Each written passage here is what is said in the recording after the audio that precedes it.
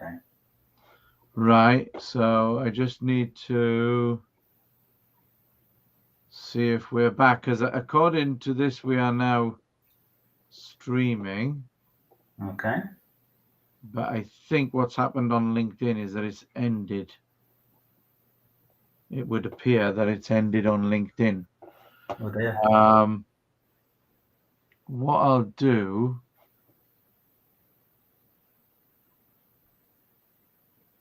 because let's check this.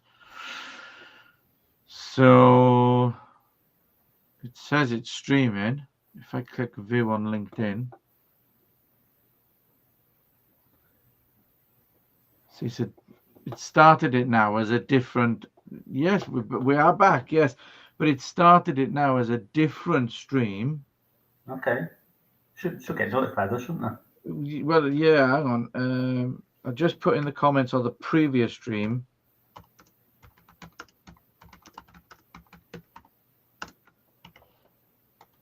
How very odd. How very, very odd. I mean, hey, we're having one of those technology days.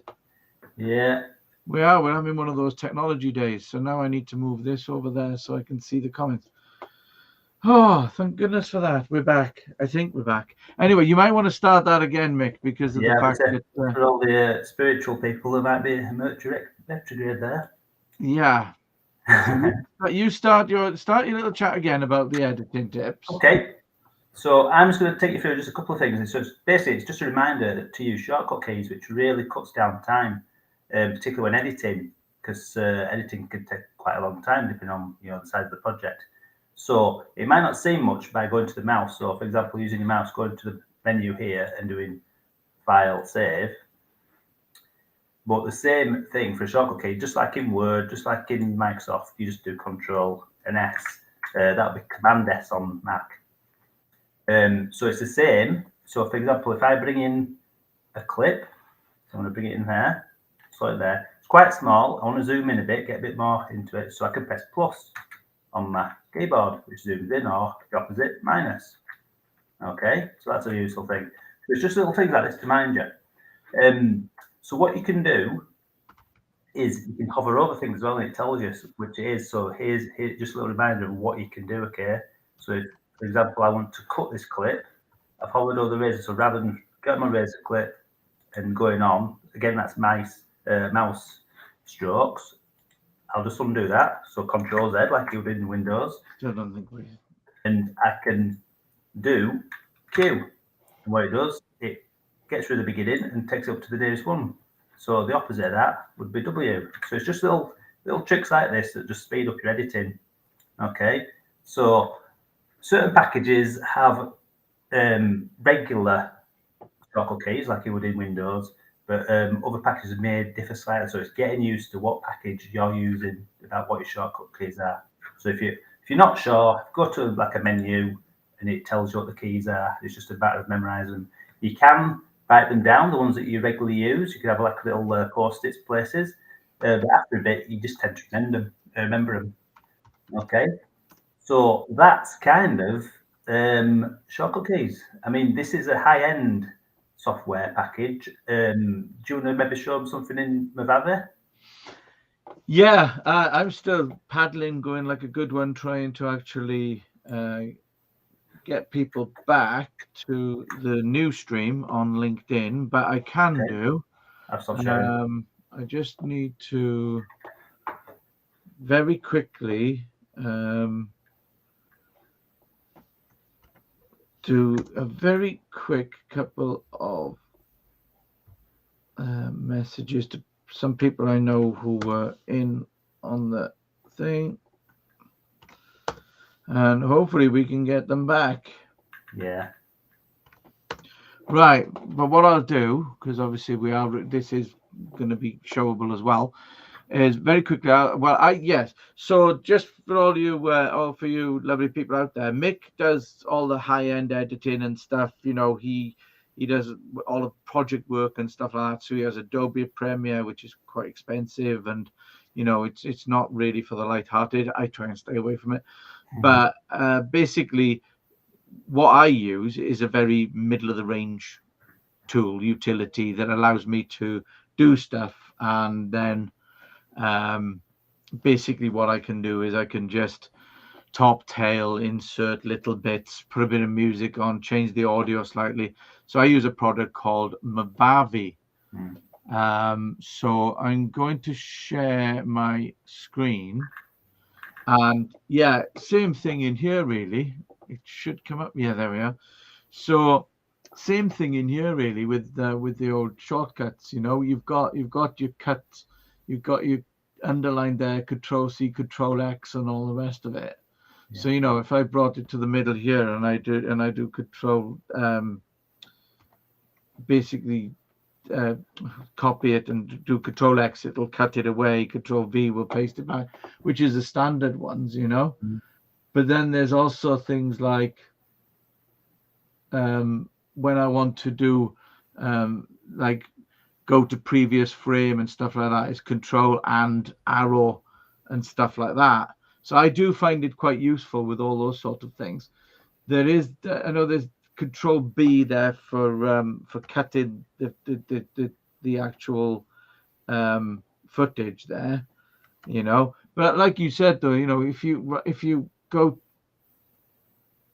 to the menus, you can find most of them out there, you know, where the shortcuts are. Yeah, what's great about Mavavi, it's very intuitive as well. So it is ideal for beginners. If you hover over things, it tells you what the things are. Yeah, and there's loads of templates as well, which is a good thing. Lots of like transitions, effects, which are really easy to use. Yeah. So yeah, so that's kind of. I'll just stop sharing. That's kind of you know, it does make life, it is quicker. It's like I tell anybody and everybody about, you know, when you do your clipboard history on your Windows. It's only applicable to Windows. I'm sorry if you bought a Mac, it's your fault. But basically your clipboard history will basically, you could turn it on, and then when you do Control C, you could do Windows key V and it'll remember 20 items. So again, similar shortcuts. Anyway, excuse me, let's get on with some questions. So we've got a question here from Celia Heritage. Hello, Celia. Celia is one of our members of our Video Creators Club, and she asks, are there any particular editing packages that you'd recommend for someone just starting out? I suppose I touched on it slightly there. I mean, we do recommend Mavavi, but I mean, you do get free software as well, which comes with like your machine. So, for example, if you're Windows, you'll get Video Editor, which is free. It's it's quite clunky to use, I find. It's not that intuitive, and you kind of get what you pay for. I mean, there are other things out there, but some have like a watermark on, so you might have to pay to get rid of like watermarks, things like that, or have more options available to you, more effects and things like that. So, for example, the other side of that is the Mac. So iMovie is free with that. So, but I mean, we do recommend. We do recommend Mavavi. We've just done a lot of research, and we do find it very intuitive. And the people, we do the editing course where I show how to use Mavavi, and a lot of people have used that course and they're flying now, editing away. So they find it pretty easy to use. Yeah, we got a question here from Tessa actually about, are you using Kajabi? Now I don't really know what Kajabi is. Do you? No, I mean, that's something I will make a note of. And yeah, I mean, is it an edit? Is it editing software, or is it something else? I mean, you know, I personally, I'll be honest with you, Tessa, we've not come across Kajabi. No. I'd be interested in finding out more whether it's an piece of editing software, or is it something else, really, video creating and stuff. My dog is barking in the background. I do apologize, everybody. The dog's woofing at something. It's a live stream. What are you going to do?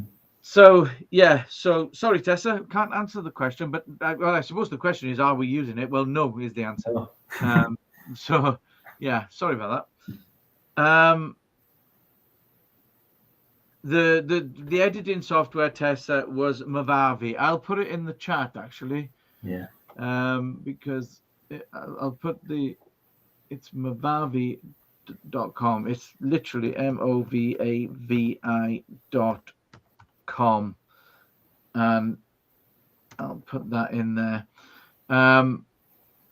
Movavi, I put it in here as well. One thing about live streaming, by the way, is that when you're live streaming from Restream, yeah, and you've got a dog and she barks at anything that moves, your replies in your Restream don't go into LinkedIn. LinkedIn will only let you read. Yeah. But my dog is kicking off, so basically somebody must be trying to break in, or literally is just walking past the house. So Movavi is middle of the road stuff. So we've got a couple more questions. So we got Oliver Landau Williams has put the question, I keep forgetting that you can do this. You can show it. You can show it, look, yeah? Mm-hmm. What types of video would you recommend people make? This is a good question, actually. This is a good question. You mind if I take this one? You can have that. Can I have that? Right. So, in essence, if anybody has ever heard me do a talk at a networking event, I am open to come and do talks at networking events and stuff like that. If anybody's ever heard me talk about video, I always say video is just a medium. And basically, I say that all the time because in reality, it is. Essentially, because it's just a medium, it can be used for multiple things. And a lot of people, when you talk about video, immediately think about putting stuff on YouTube, putting stuff on the social media, putting stuff on your website and using it for that. But there are other ways you can use videos. Yeah. Mm-hmm. So, for example, if you've got like a support desk, yeah, then in reality, what you could do is you could create videos to answer those simple questions. So when you've got somebody phoning up saying, hello, I don't know how to do this again, then what you can do is you can say, hey, no problem. Instead of spending 20 minutes answering the question, say, no problem, I'll send you a video that shows you how to do it. Yeah. Mm-hmm. And one of my favorites has got to be when you're doing a proposal and you send your proposal through, include videos. Mm-hmm. I do it when I send proposals through to for projects and stuff. I send a little link to a video saying, this is how we work and this is how we'll make it easy for you. And it's a video of me basically explaining how we film and how we make it easy for the presenter and stuff like that. And that's really good because you're also back in their face.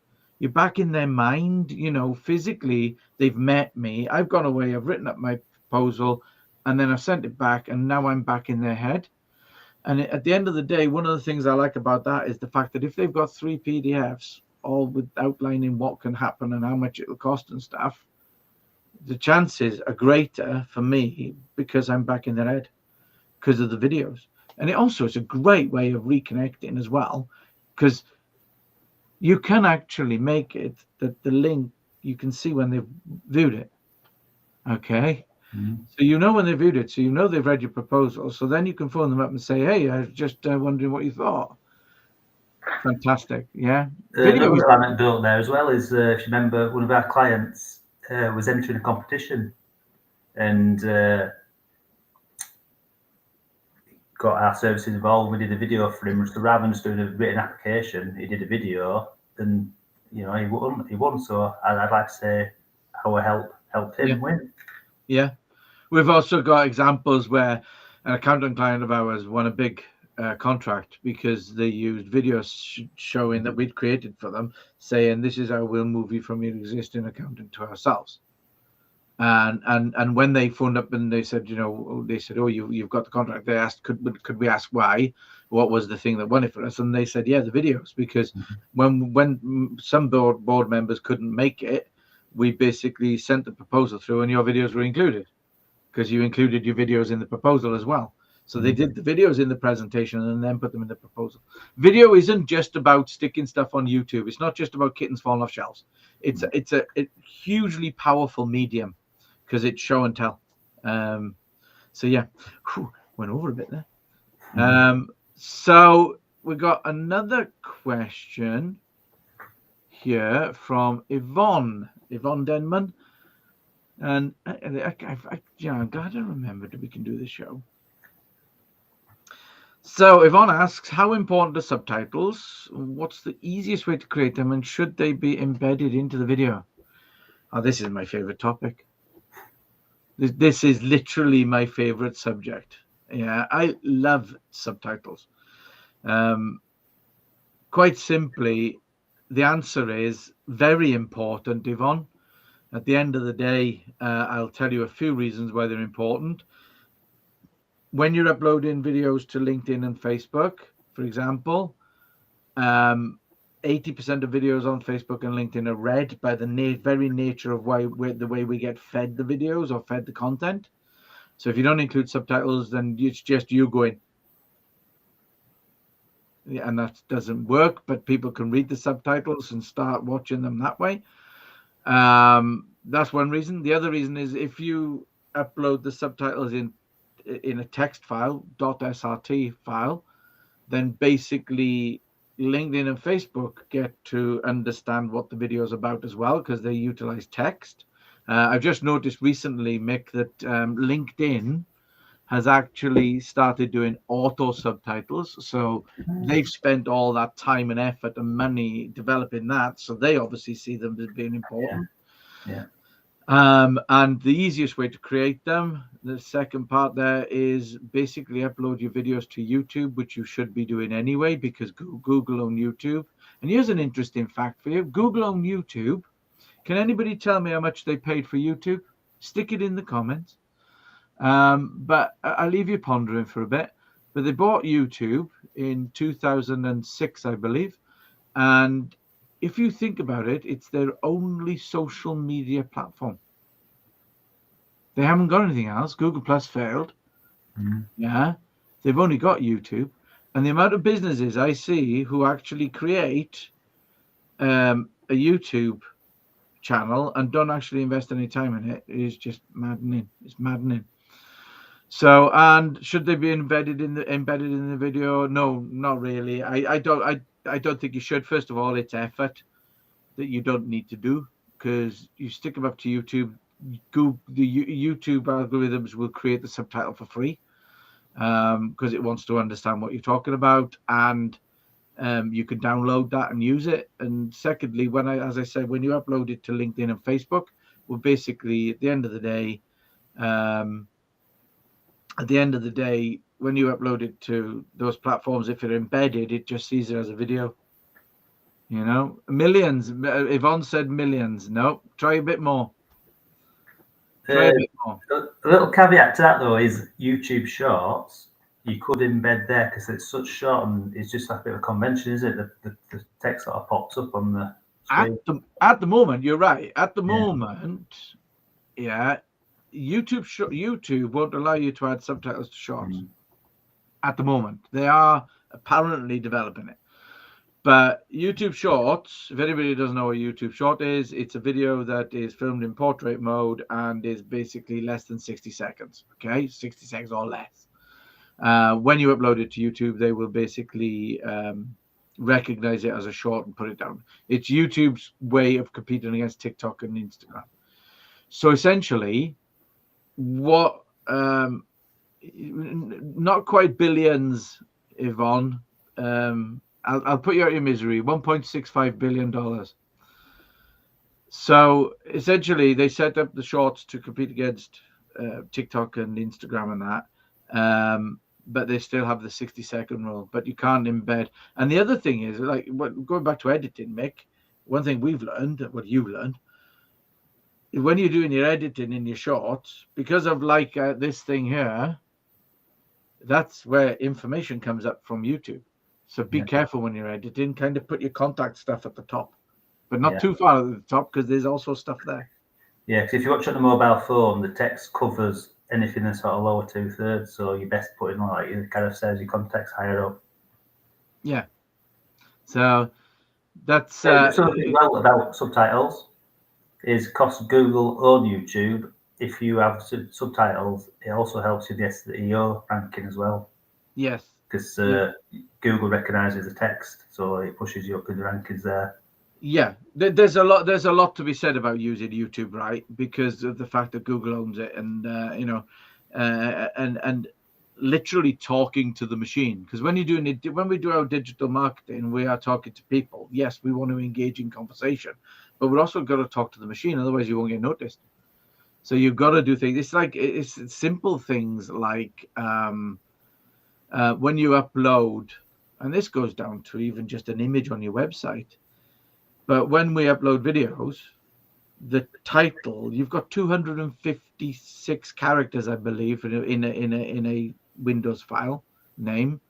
So when I upload a video to any platform, I always be the title of the video. It'll be then video marketing, video for business, video creators club, and all the rest of it. So, right, okay. So Tessa's got a question. Where is the best place to store your videos? Make short ones for my membership. Would you recommend YouTube? Now, thank you, Mick. I'd forgot. So that's a good question, but I would actually ask you a question back, Tessa. In that, are your videos for public consumption? Or are they only for your members? Because if they're only for your members, then yes, YouTube is okay because you can make them unlisted. And then the only thing then is the only people who can see that is the people who've got the link. Yeah. But if you make it public, then obviously you're putting it out to the world, really. So that would be my question. Are those videos only for your members, or are they public videos? The best place to store your videos, I would say upload to YouTube anyway. I think we push that all the time because of the fact that going back to the fact that Google own it. Right, only for members. So you'll have uploaded them to YouTube unlisted. And then are you embedding them on your website from YouTube, or are you just using the links? Yeah. Right. So if you only just sending out the links to the members and stuff, you'll be okay. But basically, right. So your computer hard drive is getting full. I would say, first of all, if you've got a Google account, you've got 15 gig of storage for free in Google Drive. Okay. So if you're using Google My Workplace, then you've got 30 gig per user. Yeah. That I would start uploading to the cloud, and then potentially, because you want to keep them and get rid of them only when they've expired, or, kind of, even then we hold on to stuff for a year before we archive, for all client stuff as well. So if your physical hard drive on your computer is getting full, look at the cloud as a solution. But maybe we should have a one-to-one, and I can give you a bit better advice on that. There's a slight solution you could do as well. If you download your videos from YouTube, it does compress them really well. Puts them to 720p, so sort of not quite full 1080p full HD, but still really good quality. Still what YouTube uses, but it just compresses it really, very significantly, really. Yeah. So that's an option. So you could bring it back down and then save it onto your hard drive, but as a smaller file. That is an option. It's one of the things that whenever we do any video compression, the first thing we do is stick it on YouTube and pull it back down. If you think about it, for every gigabyte that you upload to YouTube, they have to store it somewhere. So they have compression algorithms that are just amazing. So I think I've uploaded files that have been 150 meg and pulled them back down, and they're like 10 meg. It's that good. So that is a really good option there, Mick. In that, basically what you can. Right, we definitely need to have a one-to-one test. That if you're struggling to switch over to your G Drive and the rest of it, Google Drive and that. But yeah, compressing them is another good way. Yeah. So Oliver, another question, which is talking of these YouTube shorts, are they worthwhile for business? If so, what kind of things should I be doing for short form content? Let's take that bit first. At the end of the day, YouTube shorts are a good way of pulling people to your content. I like to use the expression, they're like chum when you're fishing. They're really good. People are addicted to them. We did an experiment. No problem. No problem, Tessa. We did an experiment where I took just a simple video and I stuck it on our channel, and we mixed it a short version edit. We stuck it on the channel, and after about 2 days, the short had nearly 200 views, and the other one had about 10. You know, and it was quite amazing, because when shorts first started coming out, we started looking into them, and now we tell all our clients, use shorts. Yeah, do shorts, because they're a really good way of just pulling people in, and they get the views. And so if you are looking to attract people, then you really want to be chumming, pardon me, the water, and getting your content out there. And it doesn't hurt to create them. They're really quick and easy. It's less than 60 seconds. It's not like you have to do a load of editing, or anything like that. But even if you did, then you can edit on your phone.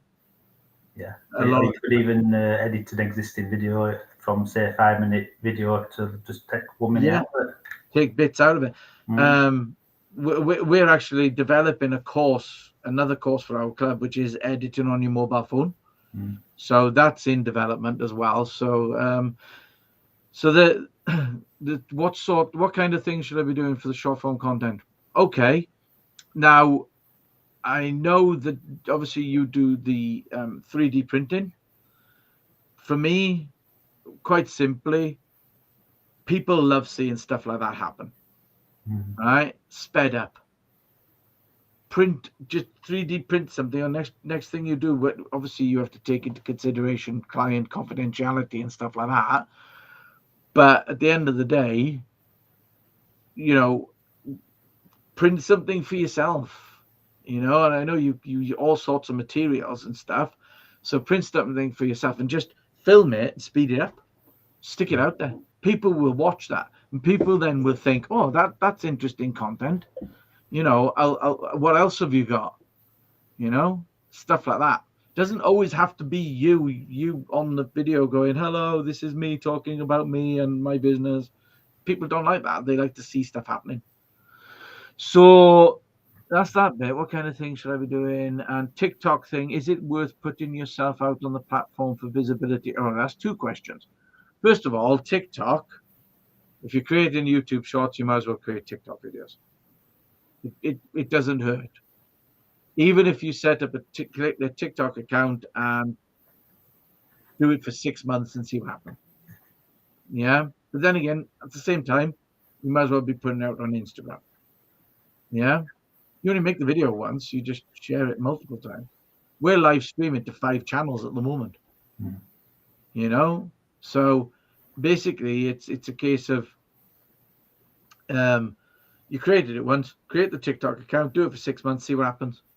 Make short videos, just have fun with it, and and make sure you have a call to action. Yeah, there's 2 things to be careful of with TikTok. Is some countries are starting to ban it because it's CCP, China, so some countries are against that. They'll come for us. And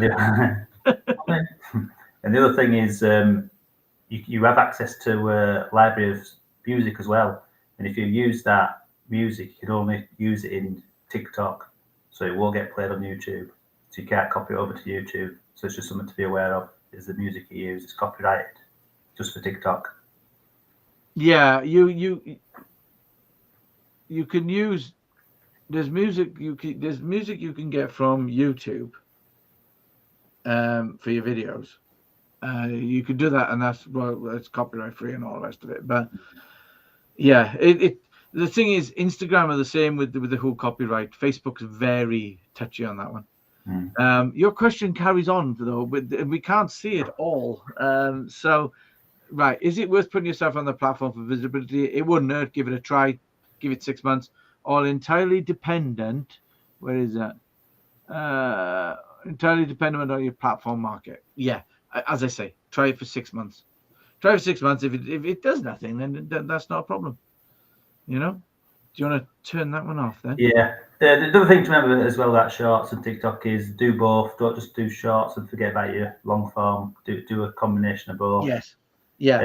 And we're even kind of recommending, if you've got 2 phones, you could do exactly at the same time. You could have one doing portrait, which is where's my phone?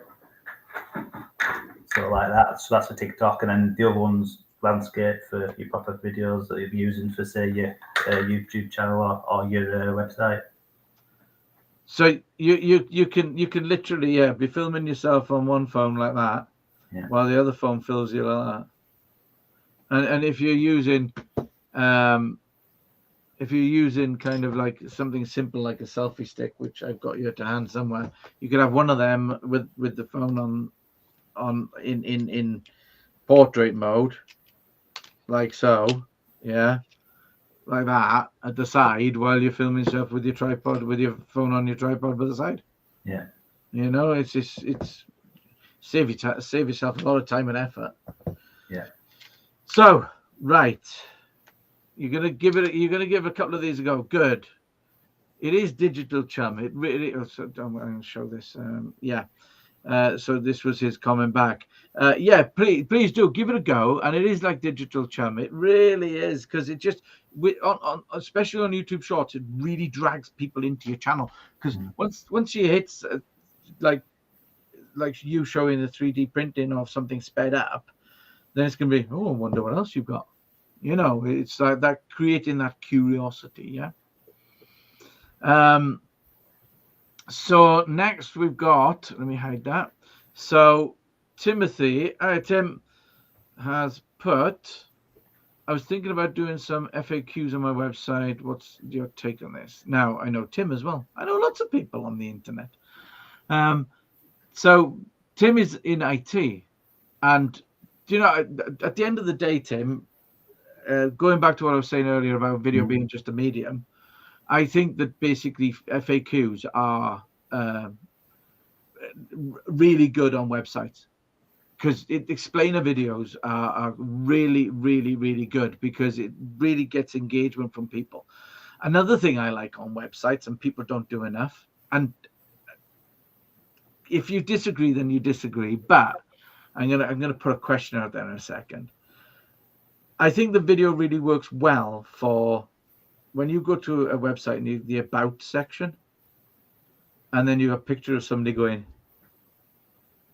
and then there's all this text underneath. Who reads the text? But if it was a little video where you clicked it and they went, hey, I'm Gareth from Clockwork Eye, and my role is to, I think that would be much more interesting. But FAQs for definite. And being as you're in the IT industry, I'll reiterate what I said earlier about having content that you can send to people on your support desk. Save yourself time. Save yourself a load of time just basically having content in a library that nobody else can see, personalized to your business. And going back to what I was talking about earlier with Tessa, it can be unlisted on your YouTube channel, and you send it out, send the link out. And if you use something like Bitly, then you can basically create, and it'll log when the videos are watched, when the link is activated, stuff like that. You can use Google tracking links as well. So there's lots of ways to track activity on it. So yes, you could create an unlisted playlist in YouTube, so no one sees it, and so you can categorize your like different videos, so they're nicely stored in a good housekeeping way. Yeah, and as I say, it's just a medium, guys. Don't put it on a pedestal. Video is great. It's a great way to communicate. And yeah, that's kind of it, really. I hope that answered your question, Tim. And I hope that answered everybody's question, really. So how long would you say the video should be? Oh, that's all right. Let me put that question back up because there's more. How long? Right. Okay. This is one of my favorite questions, actually. So, first of all, how long is a piece of string? Okay, because it depends on the video that you're actually creating, and I'll give you an example. So, I talk about video marketing. I label myself as Gareth James Video Marketing when I'm on Zoom and stuff like that, and all the rest of it. And basically, what I find is that I've lost my train of thought now, but there's a difference between video marketing and video blogs. For example, if I'm doing a video blog, and if you follow me on LinkedIn, you'll see my silly videos where I talk about lots of different things, not always video related, and I do a dad joke at the end. Right? That's a video blog. That's just me putting myself out there for visibility. So I'm attracting people to my profile. And then when I do a marketing video talking about the Video Creators Club and how great it is, people go, oh, right, okay. There's one of Gareth's videos. Let's have a look because I like watching Gareth's videos and he might tell me a good dad joke or whatever. But then it's a marketing video. So now I've got them, again, the chum in the water. I'm bringing them in to view what we're doing and I use it that way. If I'm doing a demo video, it's as long as the demonstration takes. I can't cut corners. If I'm showing somebody how to do something on YouTube, or I'm doing a video on how to upload a video on YouTube, it's got to be as long as it takes. Because quite simply, I can't cut corners. So people who are interested in learning how to do that process or interested in seeing how your product will help them will watch it, even if it does take 5-10 minutes. Because it's like, right, oh, okay, that will solve my problem. And that's the kind of thing. If you're doing your marketing videos where you are addressing issues, problems that people are experiencing, basically, you want to keep it to about 60-90 seconds. You don't want to waffle on, but it really does depend. I will say to everybody out there, we have the 10 commandments of video marketing. And commandment number 1 is don't make a video about yourself because nobody cares. I'm sorry, don't all leave at once. I'm sorry. Yeah. Basically, if you start your videos off with, hi, I'm Gareth from Clockwork Eye, and we've been doing video marketing for the last 12 years. It's 12 years in August, Mick. 12 years we've been doing this. You've worked with me for 12 years. Yeah, I had black hair to start with. And that was ginger. Look at it. Yeah, so if you start your video off with, hi, I'm Gareth, nobody cares. Nobody cares. Get to the point. That's commandment number 2. Get to the bloody point. Yeah. Talk about the problem. Engage with people about the problem they're having. Yeah. So how long a video should be? How long is a piece of string? How interesting is the video? Yeah. Because that's the other thing. You've got to keep it interesting. So if you're literally talking for the sake of talking, then you're going to lose your audience. So, yeah. So, okay. Oh, Celia, you are welcome. Giving you the confidence to start creating lots of videos. And thanks to our club as well. Yes, well, you are welcome. And yeah, we had a very lovely one-to-one when we first met. And yeah, it was great. And you have such a good environment down there in that there Kent. The Garden of England. I think the Garden of England is in Celia's garden. I think that's what they were talking about. She's got such a lovely environment down there. So it's definitely a very video focused area for me. But you are welcome, Celia. And yes. So, right. I think that's it. Apart from, hey, right. I got to tell everybody, right. I got to tell you all that we have got a quiz on at the moment. Okay.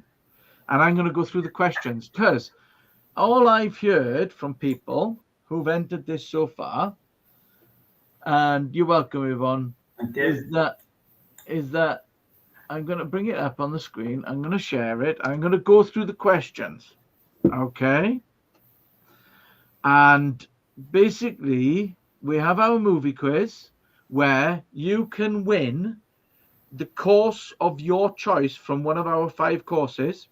So that's creating videos using your mobile phone, creating course videos, basic editing, setting up a YouTube channel, using OBS, which is OBS Studio, which is free software which allows you to create videos on the hop. Yeah. And we've got this quiz, and you can win the course of your choice. Yeah. And all you have to do is answer these 5 movie-related questions. And all I've heard, Mick, from people is it's well hard. Don't think so. I didn't think so either. I mean, we purposely, well, I didn't pick them. I probably would have picked something out. I sort of gave you a bit of free rein, didn't I? Well, yeah, but they're there to make you think. But I'm going to show everybody the questions now. Okay, and I'm going to put the link. Okay, so that you can all let me find it. Right, so the right one. I'm going to put the link to the competition in the chat. Yeah. Okay, like that, right? So that's the link to the competition. But I'm going to run through the questions quickly. Right? Because I don't think these are that hard.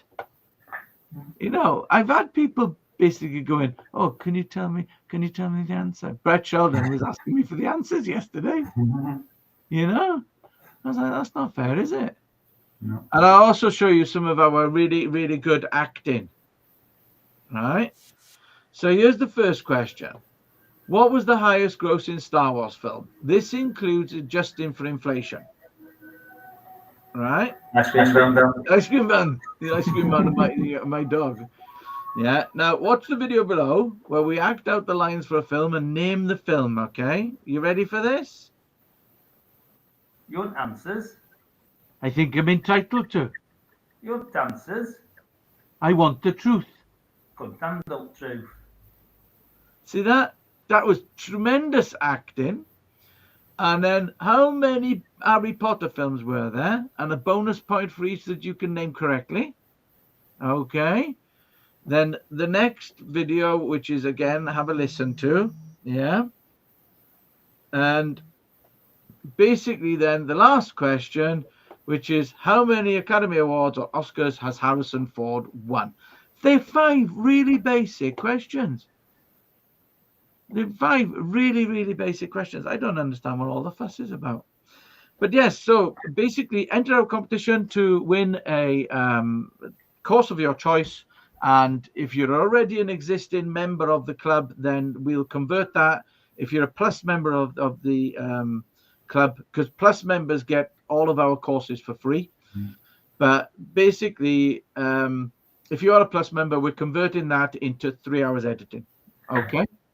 So that's basically what the prize is. Okay. So it's not bad really, is it? No, very good. So yes, and that's kind of it. And if you are interested in our Video Creators Club, then basically get in touch. I will put our one-to-one link into the conversation as well, so that you can book an appointment with us. I'll do that now, actually. Shall I do that now? Shall I do that now, Mick? Get it put in. Get it put in. Tell you what, I'll get it put in. Yeah, there you go. I'll put it in there, and I'll also put it in here, like that. Here we are. So basically, it's funny because the quiz link isn't showing in LinkedIn, but it's showing here that I put it in LinkedIn. Tell you what, LinkedIn, sometimes I just want to slap it. I'll put it in again. There we are. So that if you want to book a one-to-one with us, then do so.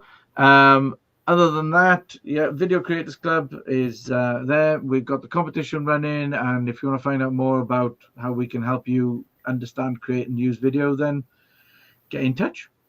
Yeah. You didn't mention the third Wednesday of the month. Third Wednesday of the month, creators meeting. Mm. Yeah, well, that's part of the club. Yeah, exactly. Yeah, no, so we have a meeting where all members can come together. It's scheduled for an hour, but as of today, it can run over. So it generally runs on for a couple of hours. Yeah, it Really does. useful. People meet, our club members meet each other, help each other as well, come up with questions, a bit like today, and talk about what they're doing video wise, and just inspire each other. Yeah, the good thing is the sharing of ideas. I love. Because Definitely. it's amazing. I mean, even we've learned, you know, where people have said, "Oh, I'm thinking about doing this." Well, that's a bloody good idea. Yeah, No. and the library's always extended, isn't it? It's getting more and more, Yeah. more courses, Yeah. and we're open to, if you've got any recommendations for us, you can put them forward, and we'll do a course if it's.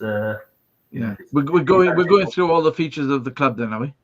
So ongoing support, library of how to use video, the creators meeting, and access to the courses. So yeah, that's all there. It's all there, and it's there just as I say to help people create. Get creative, guys. Video is just a medium. Don't be scared of it. Should we wrap up? Could do. Yeah, because I think we've kind of exhausted. Nobody got any more questions, and everybody seems happy and excited to get started. Yeah, so, contributing some good questions there. Some really good questions.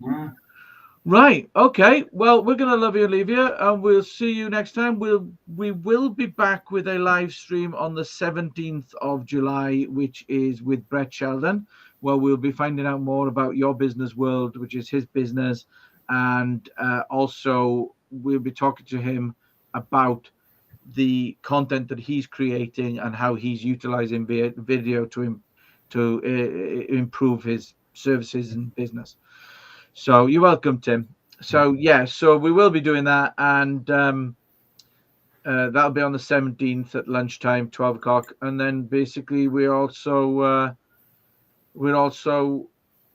back on the first Wednesday of next month, which I think is actually the 1st of August. I'm not sure, but anyway, we're back. So if you get any more questions between now and then, we will be here to see you later. You're welcome, everybody. We'll see you later. Bye.